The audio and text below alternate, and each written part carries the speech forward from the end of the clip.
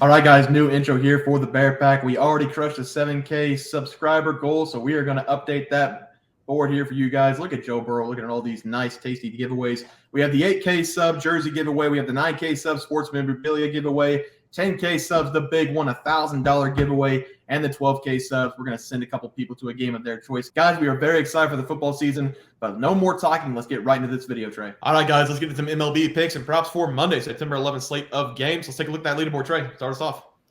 Yeah, and I was 0-1 yesterday. This game was kind of crazy because I gave out the Minnesota Twins -1.5 at home versus the New York Mets, and it was a really low-scoring game. In fact, it was a 0-0 game heading into the ninth inning.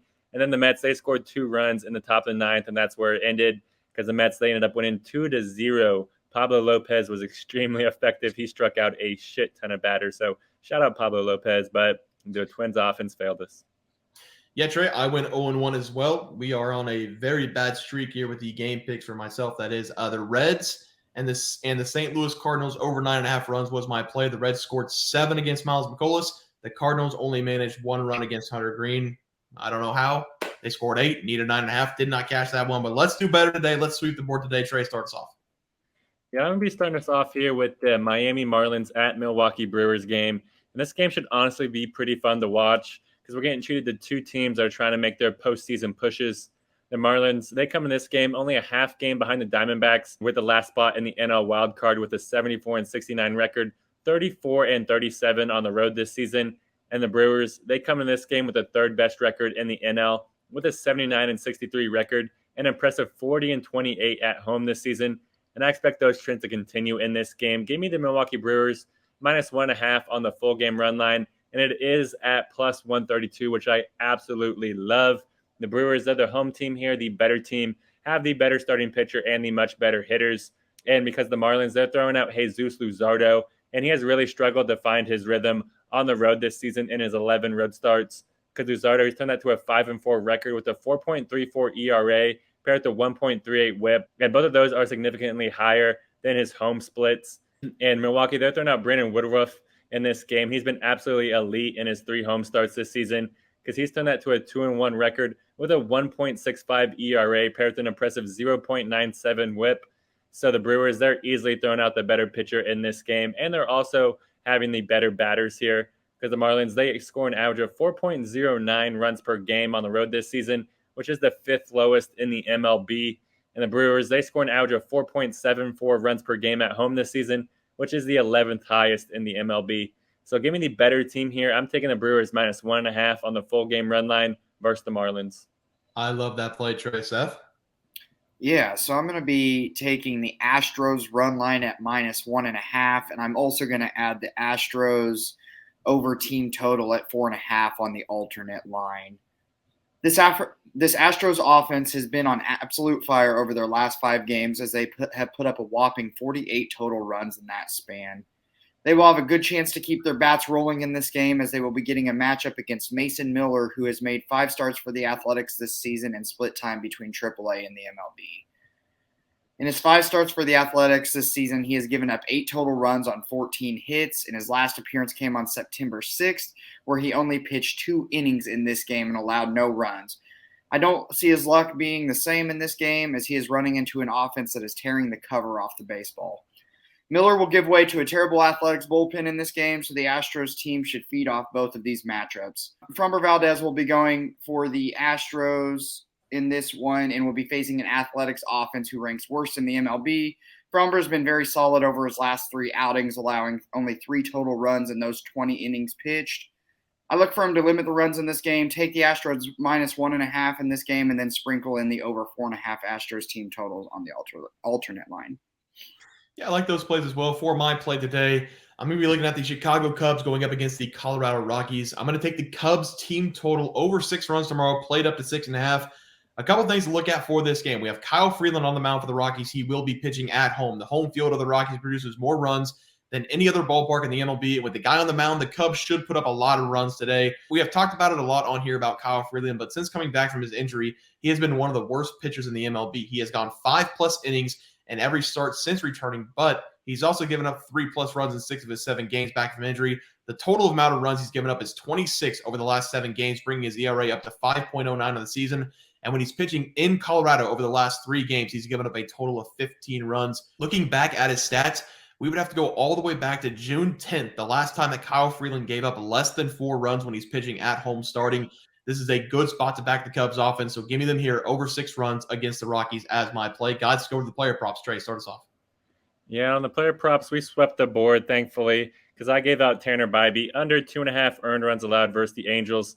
Bybee, he pitched really great in this game. Like usual, he pitched in 7 innings, only allowed 2 runs on 2 hits. He was really effective in this game, but unfortunately, I guess it didn't really affect our bet, but unfortunately for Bybee, he did end up losing the game for the Guardians on 2 balk calls. So that really hurt his soul and hurt my soul to watch it. So, oh well. Yeah, that is tough. I had Jose Altuve over 1.5 bases against the Padres. He hit a home run against Rich Hill. Rich Hill, again, another very bad start. The Astros had 10 before the 5th inning, I think. Something like that. Astros poured it on the Padres and Rich Hill. But 2-0 day. We swept the board, Trey. Let's do it again with Seth. Start us off, Trey.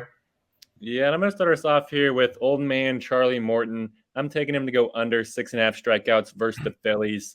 This has been an up and down year for Morton, and I think this game's definitely going to be a down game for him because we have a lot of trends pointing in that direction. And the first trend is that this is a road game for Morton because he's pitched in 14 road games, and his strikeouts per game plummet whenever he pitches on the road because Morton, he averages 7 strikeouts per game at home, and on the road, it goes all the way down to 5.5 strikeouts per game.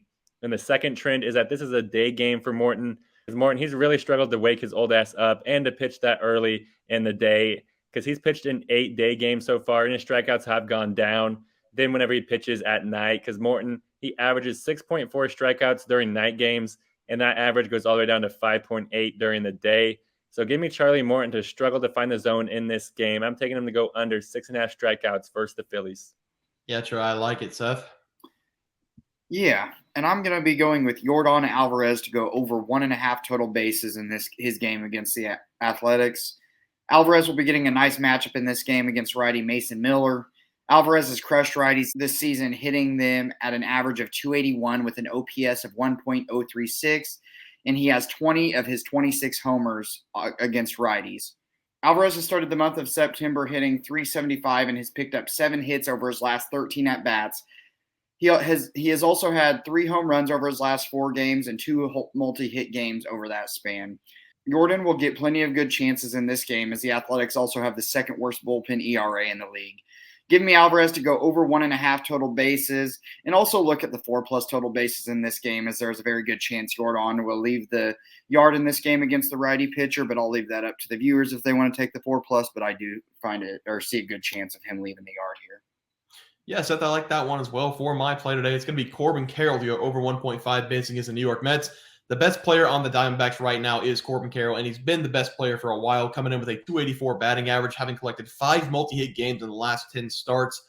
Corbin Carroll in his career against the Mets has a .300 batting average and is a multi-hit game in the 3 games that he's played against the Mets as well.